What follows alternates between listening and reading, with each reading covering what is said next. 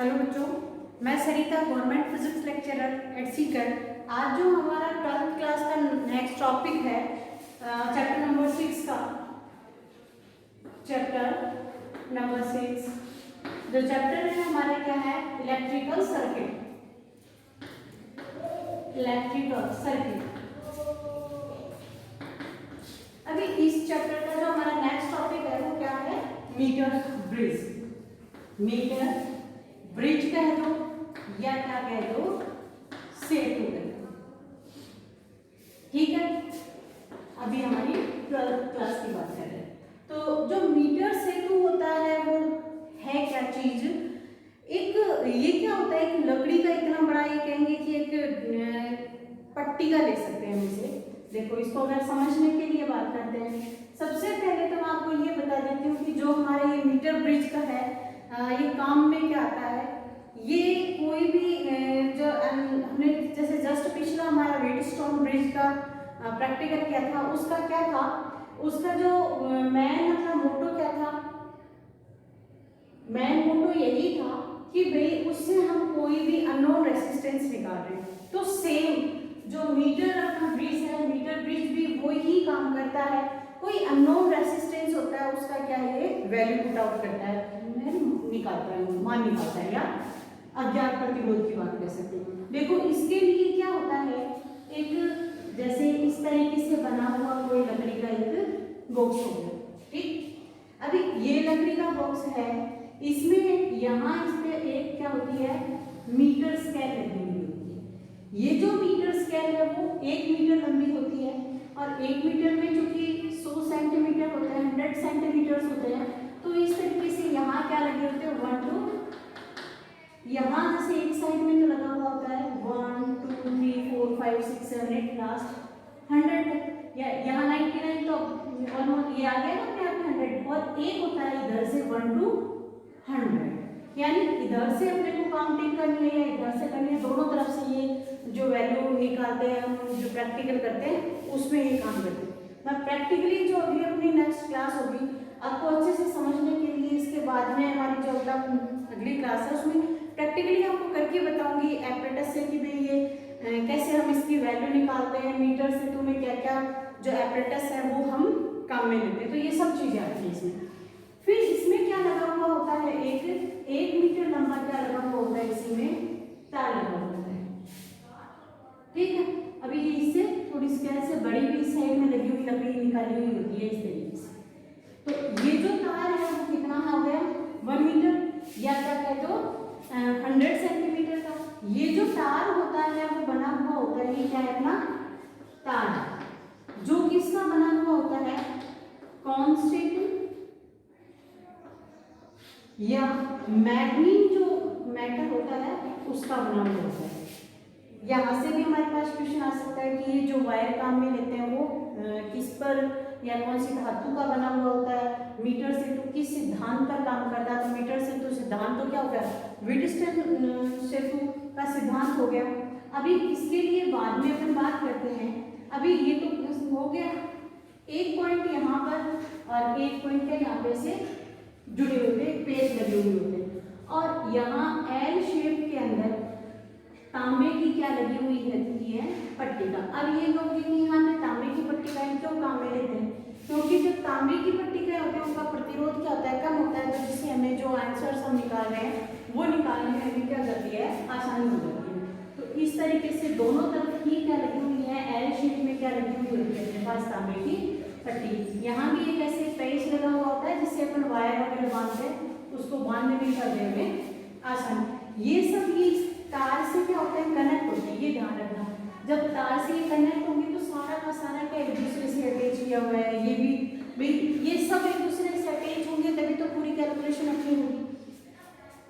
तो अब और बीच में इसके क्या लगी हुई है, जैसे ही लंबी पट्टी लगी हुई, जिसमें एक पेज यहाँ पर होता है, एक बीच में पेज होता है, और एक 3 पेज यहाँ लगे होते हैं। ये तो क्या हो गया, जो उसका ढांचा कह सकते हैं, अपनी स्ट्रक्चर बता सकते हैं। ये उसकी मोस्टली जो दिखने वाली स्ट्रक्चर है वो ऐसी होती है। फिर बात क्या करते हैं, इसमें हमें सर्किट बनाना पड़ता है। देखो इसमें हमें कोई भी काम करना पड़ेगा तो पहले सबसे बात करेंगे कि भाई जब तक इसमें हम करंट फ्लो नहीं करेंगे तब तक रीडिंग वगैरह नहीं आएंगे। तो करंट फ्लो करने के लिए हम इसमें क्या लगाते हैं, बैटरी लगा देते हैं। तो ये बैटरी हमने लगा दी और ये बैटरी है, एक क्या जुड़ी हुई होती है, कुंजी या की। इसका विद्युत वाहक हमने क्या ले लिया, ये विद्युत वाहक मिलकर क्या लेगी, कोई बैटरी ले लेगी। अभी ये कुंजी है, एक क्या लगा देते हैं इसमें, धारा नियंत्रक लगा देते हैं और इस तरीके से इसका जो प्राइमरी सर्किट है वो हमने बना दिया, इसको ठीक है। तो ये जो प्राइमरी सर्किट है हमारे पास कई अगले जो एक्सपेरिमेंट्स करेंगे उसके अंदर हमारे काम में आने वाला है। तो ये तो हमारा क्या हो गया, प्राइमरी सर्किट। देन हम यहाँ पर जो ये दो बिंदु हैं, यहाँ तो एक रेसिस्टेंस बॉक्स होगा, ठीक, और यहाँ हम एक क्या लगा देते हैं, जो अननोन वायर लगा देते हैं, जिसका हमें क्या निकालना है, रेसिस्टेंस हमें निकालना है, लगा दिया। अभी हम क्या ले लेते हैं, यहाँ तो रेसिस्टेंस बॉक्स क्या होगा, इसमें 1 2 3 4 या 100 1000 जितने होगा हमें क्या निकालना पड़ेगा, रेसिस्टेंस निकालना पड़ेगा। कि ये तो हमें नॉन हो, बट जितना निकालेंगे उतनी रीडिंग वगैरह लेने में आगे आपको जो प्रैक्टिकली करेंगे इसको तब ज़्यादा समझ में आएगी ये बात। तो निकालेंगे, इसका मतलब ये तो नॉन हो गया। ये हमने जो क्वेश्चन किया था उसमें भी अगर एस क्या हो जाता है, इसमें अननोन रेसिस्टेंस, ये हम क्या लेते हैं, कोई तार लेते हैं, जैसे हमने 5 सेंटीमीटर 10 सेंटीमीटर का क्या ले लिया, कोई तार ले लिया, जिसका हमें क्या निकालना पड़ेगा, रेसिस्टेंस निकालना पड़ेगा। अभी ये जो बीच वाला हिस्सा है इसको तो एक क्या धारा मापी कह दो या क्या कह दो, गैल्वेनोमीटर से कनेक्ट करते हो। इस गैल्वेनोमीटर को हम क्या कर देते हैं, फिर जोकी, या इसको क्या कहते हैं, विसर्पी कुंजी कहते हैं, ठीक है। जोकी से क्या कर दिया जाता है, कनेक्ट। तो ये तो जो है हमारे क्या हो गया, इसका सर्किट डायग्राम हो गया। इस तरीके से आपको ध्यान में रखना है, हर एक चीज को कनेक्ट करते हुए उस पर बात करते रहेंगे। अभी ये हमारा सर्किट डायग्राम हो गया, तो हम करना क्या है इसमें, हम इसी थ्योरी क्लास के अंदर आपको बात बता देती हूँ। ये तो सर्किट डायग्राम के बारे में बता दिया हमने।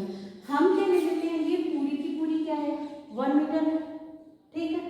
1 मीटर का पूरा क्या वायर है। अभी इसमें क्या करना पड़ता है, गैल्वेनोमीटर में सबसे पहले अपन क्या करेंगे कि अपना जो सर्किट डायग्राम है सही है या गलत है, इसका कैसे पता करेंगे। हम ये जोकी है, जो कि एक इस तरीके से बनी हुई होती है, जो मैं आपको अगले में जो प्रैक्टिकल में बताऊंगी कि जोकी होती है। तो उसको क्या किया जाता है, एक बार इस साइड में चेक करेंगे, एक बार इस साइड में। तो ये जो गैल्वेनोमीटर होता है, 0 इधर भी 3 होता है, इसके इधर भी 3। तो जब एक साइड में करेंगे एक बार कॉर्नर पे, तो इधर इसका आ जाए, जो इसकी सुई है वो आ जाएगी, और सेकंड इधर इस तरीके से, यानी कि दोनों साइड में ये फुल क्या करेगा, मूवमेंट करेगा। अगर दोनों साइड में मूवमेंट करता है, इसको मतलब अपना जो सर्किट है बनाया हुआ वो हमने एकदम ओके बनाया। पहला तो इसको चेक करने का ये, फिर हमें क्या करना पड़ेगा, हम क्या ले लेते हैं इसमें, हमें जो प्रैक्टिकली अपन इसको आंसर्स निकाले थे, जो किसके लिए, जो एस हमारा क्या है, वायर है, उसका हमें रेसिस्टेंस निकालना, उसके लिए करेंगे। तो इसके लिए क्या किया जाता है, हम जो गैल्वेनोमीटर है उसमें अलग अलग जगह ऐसे रख के रखेंगे कि कहाँ ऐसा मान आएगा कि ये जो अगर इसको हटाते हैं तो ऑलरेडी ये 0 पे ही रहता है, लेकिन यहाँ जब इस वायर पे से जगह जगह टच करेंगे तो कोई एक पॉइंट ऐसा आएगा जिसपे एकदम से ये 0 पे आ जाए, यानी कि कोई विक्षेप नहीं दिए, शून्य विक्षेप की स्थिति कह सकते हैं उसे, 0 मूवमेंट होना चाहिए एकदम स्ट्रेट लाइन में। अभी ये कहोगे कि उसका हमें ध्यान में रखना होगा कि तार पे इसको एकदम से हल्के से लगाते हुए ध्यान रखना है। दूसरी चीज इसमें जैसे प्रिकॉशंस रखी जाती है, ये प्रिकॉशन में भी आता है, जब आप इसको टच करो तो ये ध्यान में रखिए, टच हो कहीं ऊपर रह जाएगा तो अपने को पता वैसे ही 0 पे आने वाला है, तो आपको वो ध्यान में रखना है कि वायर को टच होना चाहिए, तब हमारे पास 0 आना चाहिए। अभी हम क्या ले लेते हैं, ये ले लेते हैं कि ये जो वायर है उसका जो प्रतिरोध तो क्या ले लिया हमने, R ले लिया, और यहाँ तक जैसे ये जो लंबाई है यहाँ पर इसका क्या आ गया अपने पास, L लंबाई आ गई, ठीक है। कि भाई इस L लंबाई पे क्या आ रहा है, इस सिचुएशन पे ये जो विक्षेप है वो क्या आ रहा है, 0 आ रहा है। मैं क्या कह रही हूँ कि यहाँ जो प्रतिरोध है इस तार के लिए उसकी वैल्यू क्या रख देती हूँ, P इक्वल टू क्या आ गया, L, ठीक है। ये यहाँ से हम A बी और इसको सी ऐसे पॉइंट दे दीजिए। तो ए बी के लिए प्रतिरोध की जो वैल्यू क्या जाएगी, एल आर आ जाती है। और वहीं जो बी सी है अपना, इसके लिए प्रतिरोध की लंबाई कितनी बचेगी, 100 माइनस एल बचेगी, यानी बची हुई 100 सेंटीमीटर से माइनस कर देंगे इसको। तो वो क्या प्रतिरोध ले लेते हैं, हम क्यू प्रतिरोध ले लेते हैं। तो यहाँ से ये क्या आ जाता है, 100 माइनस एल इंटू क्या आ गया, आर। इसको इक्वेशन नंबर 1 दे दिया हमने, इसको इक्वेशन नंबर क्या दे दी हमने, 2 दे दी। अभी ये तो मैंने आपको वहां साथ में प्रैक्टिकली बता रही हूँ, इसलिए आपको ये बात बता दी, ठीक है। अभी हमें क्या प्रूव करना है, मीटर सेतु के बारे में बात करनी है। तो मीटर सेतु सबसे पहले तो ये ध्यान में रहना चाहिए कि ये कौन से प्रिंसिपल पे काम करता है। तो इसका प्रिंसिपल हो जाएगा व्हीटस्टोन ब्रिज या व्हीटस्टोन सेतु सिद्धांत पर ये क्या करता है, काम करता है। दूसरी चीज इसमें इसकी जो ये कहें कि थ्योरेटिकली में ये कैसा होता है, इसकी जो थ्योरी क्या है, तो हम इसको क्या, जैसे जैसे मैंने आपको डायग्राम बताया, इसके अंदर क्या क्या होता है, एक रेसिस्टेंस बॉक्स लेते हैं, गैल्वेनोमीटर लेते हैं, एक अननोन रेसिस्टेंस का वायर लेते हैं, एंड एक बैटरी ली जाती है, कुंजी ली जाती है, धारा नियंत्रक होता है और जॉकी होता है और कुछ वायर्स होते हैं जो आपस में कनेक्ट करने के लिए लिए जाते हैं। तो मैंने क्या कहा है कि जो व्हीटस्टोन सेतु सिद्धांत पर ये काम करता है, तो इसका प्रिंट क्या हो जाएगा, व्हीटस्टोन सेतु सिद्धांत से सेतु सिद्धांत से क्या है, व्हीटस्टोन सेतु सिद्धांत क्या होता है, हमारे पास ये होता है P upon Q equal to क्या होता है, R अपॉन S। यहाँ मैंने कहा है कि R तो पता है रेसिस्टेंस बॉक्स से निकालने वाला, S अननोन रेसिस्टेंस है, P और Q की वैल्यू यहाँ से हम क्या कर देते हैं, पुट कर देते हैं। तो यहाँ से हमारे पास ये क्या आ जाएगा, LR अपॉन क्या जाता है, 100 minus L into R equal to आ गया R अपॉन S। R से R कैंसिल हो गया, तो यहाँ से हमारे पास जो अननोन रेसिस्टेंस है S, उसकी वैल्यू हमारे पास क्या जाती है, S इस साइड में चला जाएगा, तो 100 माइनस L तो क्या आ गया, ऊपर आ जाएगा, अपॉन L क्या आ जाएगा, नीचे, और मल्टीप्लाई किससे हो जाएगा, R से। और इसकी जो ये कहें कि मात्रक है वो क्या जाएगा, ओम इसका क्या जाता है, मात्रक। तो प्रतिरोध की बात करें तो प्रतिरोध क्या होता है, ओम ही होता है। तो इस तरीके से हम जो मीटर ब्रिज है उससे अननोन रेसिस्टेंस निकालने का हमारे पास क्या फॉर्मूला जाता है, S equal to 100 minus L upon L into R आ जाता है। अभी ये हमने क्या कर लिया, प्रैक्टिकल कर लिया। यहाँ जो भी हमारे पास L की वैल्यू आएगी, अभी जैसे इसमें से हमने 1 ओम रेसिस्टेंस निकाला, अभी यहाँ पर हमारे पास जो भी जहाँ पर भी क्या है, यहाँ हम क्या अलग अलग जगह पे जॉकी को इस तरीके से रखेंगे, जहाँ पे इस पे 0 आ गया, 0 विक्षेप की स्थिति आती है, वही क्या हो जाएगा, इसकी L आ जाती है। तो 100 माइनस जो वैल्यू आती है L की लिख देंगे, L इंटू और R यहाँ से जैसे 1 ओम निकाला है, तो यहाँ 1 करके हमारे पास क्या जाएगा, इसका आंसर आ जाएगा। अभी इसको निकालने के लिए हम ये नहीं कह सकते कि एक रीडिंग में क्या इसका आंसर कन्फर्म आंसर आ जाएगा। तो इसके लिए 4-5 रीडिंग हम निकाल लेते हैं, फिर उनका क्या निकाल लिया जाता है, एवरेज निकाल लिया जाता है। तो उससे हमारे पास का ऑलमोस्ट इक्वली, उसके इक्वल या राइट जो अपना रेसिस्टेंस है वो आ जाता है। और इसके बाद में एक चीज और करते हैं कि हमने एक बार रेसिस्टेंस बॉक्स इधर लगाया, तो जैसे 5 रीडिंग हमने यहाँ से ली, 1 के लिए 2 3 4 5 या 1 2 3 4 5 ओम है, उनके लिए हमने अलग अलग जगह पे इस S की वैल्यू निकाली। यहाँ अलग अलग रेसिस्टेंस के लिए अलग अलग S की वैल्यूज आ जाएंगी, S1 S2 S3 S4 S5 के बाद वहीं हम क्या करेंगे, ये रेसिस्टेंस बॉक्स एक बार इधर और S को क्या कर लेते हैं, इधर लगा लेते हैं, और यहाँ से हम क्या कर लेते हैं, फिर वही 5 रीडिंग आ जाती है, तो वो वैल्यूज पुट करके अलग अलग फिर इनका क्या निकाल लिया जाता है, एवरेज, और वो आंसर आ जाता है। साथ में मैं आपको एक चीज और बता देती हूँ इसमें। अभी मैंने ये कहा कि इसमें से हम कैलकुलेट जो निकालते हैं कहाँ पे 0 विक्षेप आता है, तो अभी इसकी बात करते हैं। तो ये जो है इसमें 1 2 3 ऊपर वाला भी है, इधर 1 2 3 नीचे से भी है, दोनों से, कि हम कौन सा काउंट करेंगे। देखो काउंट हमें वो करना है जिधर हम बैटरी का पॉजिटिव वाला, अगर जहाँ हम लगाते हैं, अगर इस साइड में पॉजिटिव लगा रहे हैं इसका मतलब 1 2 3 4 5 इधर से काउंट करना है। अगर बैटरी का पॉजिटिव दो लगा रहे हैं तो इसका मतलब हमने 1 2 3 4 5 इधर करना है। इसके लिए क्या किया जाएगा, जैसे हमने यहाँ जॉकी रखी और वहाँ 0 विक्षेप आ गया, तो इस तरीके से कुछ स्केल से मैच हो गया, ठीक है। तो यहाँ जो वैल्यू आ रही है, जैसे मैंने बेटी का पॉजिटिव इधर रखा है, तो जो भी इस यहाँ पर काउंटिंग में आती है उसकी एल की वैल्यू आ जाती है। तो इस तरीके से इसकी रीडिंग निकालेंगे, और रीडिंग कैसे निकालेंगे उसके लिए आप अपना जो इसको और अच्छे से समझने के लिए आप जो नेक्स्ट वीडियो है उसको देख लेना।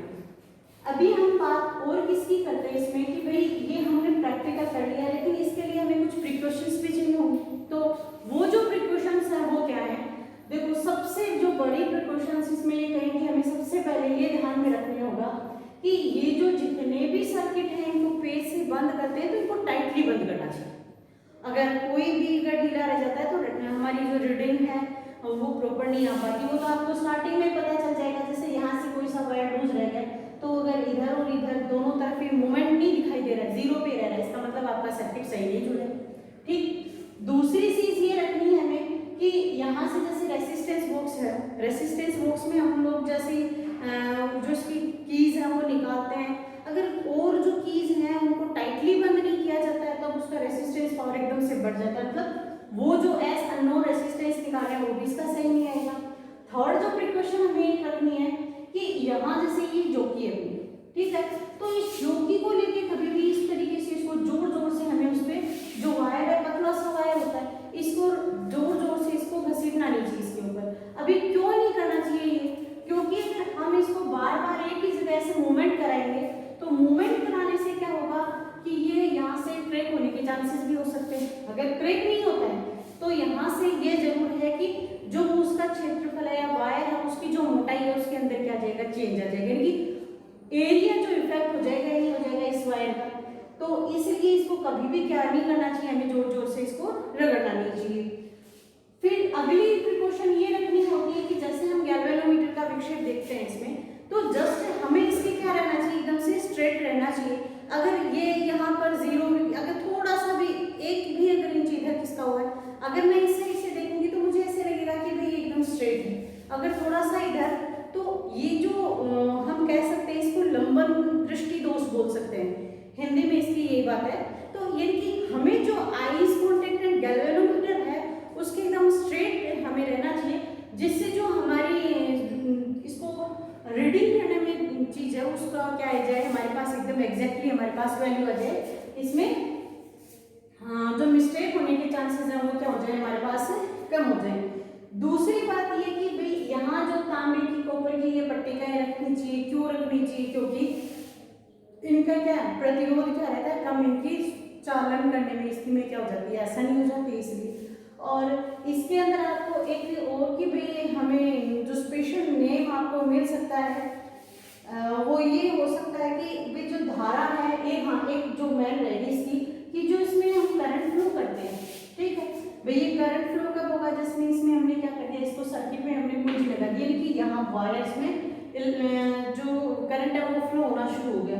तो उस करंट को हमें जैसे एक रीडिंग ले ली तो इसका जो की है उसको बाहर निकाल देंगे। अगर हम रेगुलर उसके अंदर करंट फ्लो करते रहेंगे तब इसमें क्या हो जाएगा, ये वायर क्या हो जाएंगे, गर्म हो जाएंगे, और जिससे हमारे पास जो रीडिंग है मे बी उसमें थोड़ी मिस्टेक आ जाए। इसलिए जो करंट है उसको रेगुलर नहीं रखना चाहिए हमें, इसमें जैसे काम में ले रहे हैं उतनी देर ही हमें इसको चालू रखना, अदरवाइज इसको अभी मैंने एक नाम लिया, आपको बंद कर देते हैं। ठीक, बंद का मतलब पूंजी इसके अंदर डाली तो करंट फ्लो होना शुरू हो गया, तो वो तो कौन सा होता है, क्लोज सर्किट। और अगर यहाँ से कि इनकी करंट फ्लो नहीं हो रहा है वो होता है हमारा क्या, ओपन सर्किट। तो इस तरीके से हम क्या कर लेते हैं, जो मीटर C2 है हमारा, उससे जो अननोन रेसिस्टेंस है उसकी वैल्यू क्या है निकाल लेते हैं। और प्रैक्टिकली में जो मीटर ब्रिज है हमारा, 2-3 इसके ऊपर हमारे पास प्रैक्टिकल आएंगे। जैसे एक तो हमारे पास क्या जाएगा, एस इनके अननोन जो रेसिस्टेंस है वो निकालेंगे। दूसरा इसमें जो हमने पहले पढ़े थे क्या, series combination and parallel combination, वो भी यहीं से आ जाएंगे। जैसे हम यहाँ तो हम एक वायर ले रहे हैं, अगर सीरीज कॉम्बिनेशन के लिए कर रहे हैं तो क्या लेंगे, जैसे S1 वायर ले लिया, फिर वो वायर हटा के हम दूसरी जगह रख देते हैं, फिर S2 के लिए क्या निकाले, वही अननोन रेसिस्टेंस हमने निकाल लिया। फिर क्या करेंगे, अगर सीरीज जैसे पैरेलल कॉम्बिनेशन है तो दोनों को क्या करेंगे, ऐसे S1 S2 दोनों साथ में लगा के कर लेंगे। सीरीज कॉम्बिनेशन है तो इन दोनों को क्या कर देंगे, ऐसे साथ में लगा के S1 S2 कर लेंगे। तो इस इस तरीके से हमारे पास क्या करता है, जो मीटर ब्रिज है उससे अननोन रेजिस्टेंस भी निकाला जा सकता है, और वहां पर जो दो वायर या तीन जिनके बीच में भी हमें क्या निकालना है, उनका जो पैरेलल कॉम्बिनेशन या सीरीज कॉम्बिनेशन में भी अननोन रेजिस्टेंस या जो अपन ये कह सकते हैं तुल्य प्रतिरोध जो कहा था हमने, इक्विवेलेंट रेजिस्टेंस निकाला था, उसकी वैल्यू निकाली जा सकती है। तो इस तरीके से जो मीटर सेतु है उसके अंदर प्रिकॉशंस हैं, और जो हमारा प्रैक्टिकल है उसके बारे में ये बात हो गई। अभी इसके अंदर आपको जो मैंने प्रिकॉशंस बताई हैं उसकी एक बात और बता देती हूँ। जैसे हम प्रैक्टिकल में, ये हमारे पास ये बोर्ड एग्जाम्स के लिए ये टॉपिक है, ये तो 2-3 प्रैक्टिकल मीटर ब्रिज के ऊपर ही है, तो उसमें जो प्रिकॉशंस हैं ये सेम प्रिकॉशंस रहेंगी सबके लिए। प्रैक्टिकल एग्जाम के अंदर जो प्रिकॉशन वाला पार्ट होता है वो 2 नंबर का आता है, 2 मार्क्स होते हैं, हाफ मार्क्स करके। जो मिनिमम 4 प्रिकॉशंस तो हमें क्या है लिखनी पड़ती है इनकी। अगर मिनिमम हम 4 लिख सकते हैं, मैक्सिमम तो आप 4, 5, 6 जितनी आपको ध्यान में आ रही है उतनी आप इसमें लिखी जा सकती है, लेकिन हर जो प्रिकॉशन होता है उसका क्या होता है, हाफ मार्क्स होता है, तो उसके अकॉर्डिंग हमें लिखनी होती है। तो इस तरीके से जो आज का हमारा टॉपिक है मीटर ब्रिज, वो थ्योरेटिकल जो पार्ट है वो कंप्लीट हो गया है। जो नेक्स्ट हमारी क्लास होगी वो प्रैक्टिकल क्लास होगी, उसके बारे में ये इसकी जो भी हमने आज थ्योरी में आप लोगों को समझाया वो सब चीज़ें हम क्या है उसके अंदर समझेंगे। तो इसके साथ में अपन नेक्स्ट क्लास में फिर मिलते हैं। प्रैक्टिकल के बारे में पूरा अपने को नॉलेज लाइव जो होगा वो आपको दिखाया जाएगा, आपको अच्छे से समझने के लिए उसको आप कंटिन्यू देखना। Thank you.